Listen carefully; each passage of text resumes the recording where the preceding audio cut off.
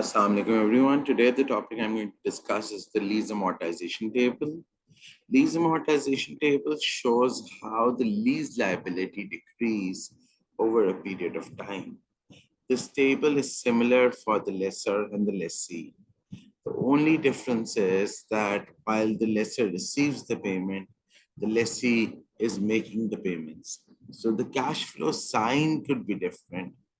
However, the table is technically same for both the parties.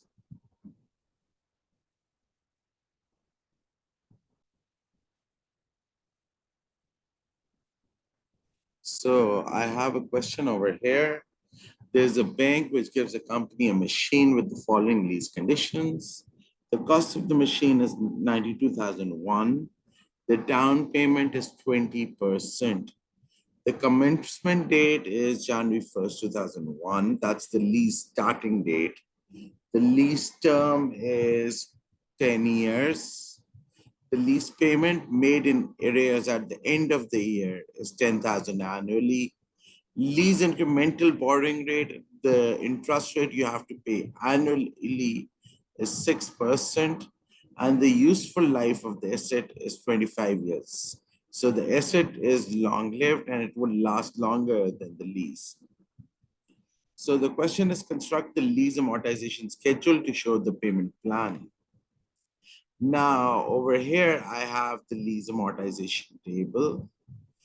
The first column represents the time. So at the commencement date, it's time period 0. Then we have the beginning lease liability, how much cash was paid in every period. Of this cash, what amount is the interest? And then the difference between cash payment and the interest is the amount that is going to decrease the lease liability. Once we know the decrease in the lease liability, we can subtract it from the beginning balance to get the ending lease balance. So we know the beginning lease liability is about 92,000. This is the cost of the item we got. However, the person also made down payment, that's advance payment. And when you make an advance payment, you do not have to pay interest on that period. So 18,400 rupees were paid in advance. In period 0, no interest is paid. So all the amount, the cash amount paid is used to decrease the liability. And thus the liability grows from 92,000 to 73,600. So 92,000 minus 18,400, we have 73,600. Now, in period 1, the beginning liability will be same as the ending liability of the previous period. We know that the cash payment in every period is same, 10,000. So I'm going to make cash payment same of 10,000 for all the periods. Now the interest is 6%. Interest rate is 6% of the beginning liability. So that's 6% times the beginning liability.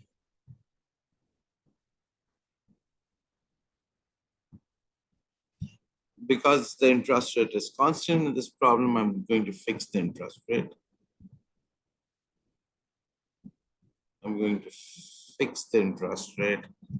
And then the decrease in liability is 10,000 paid in cash minus the 4,400, 16 that is used for interest. Whatever left will decrease the lease liability. That's 5,584.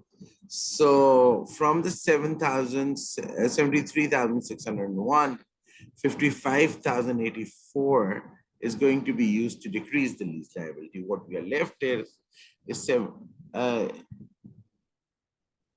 is a loan ending liability of 68,000.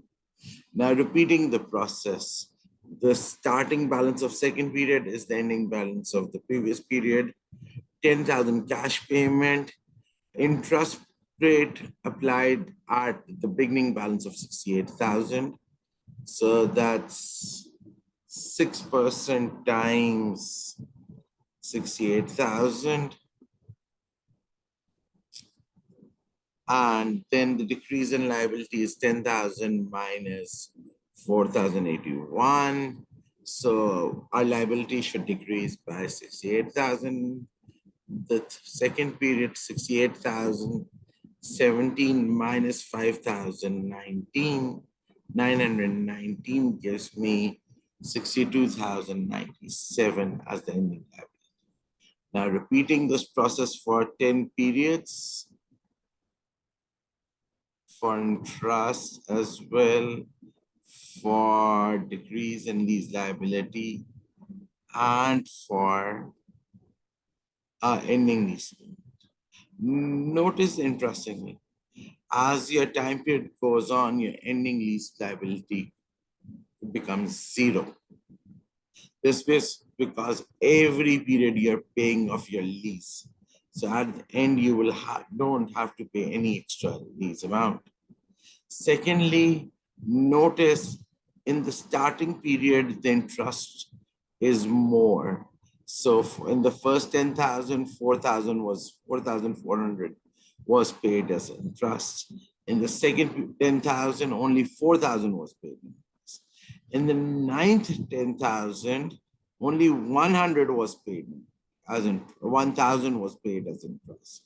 And in the 10th one, only 566. So interest decreases over a period of time, while the lease liability decrease actually increases. At the start, the decreases of a small amount, but as the periods move on, the amount of decrease increases.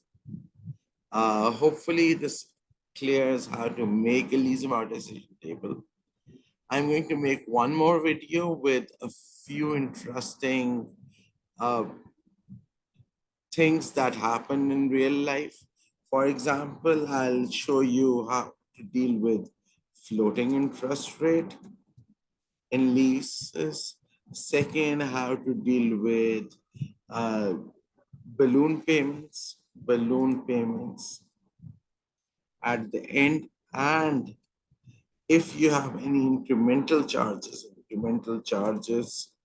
at any point, we will also deal with those three in the next video. Thank you for watching. Please like and subscribe.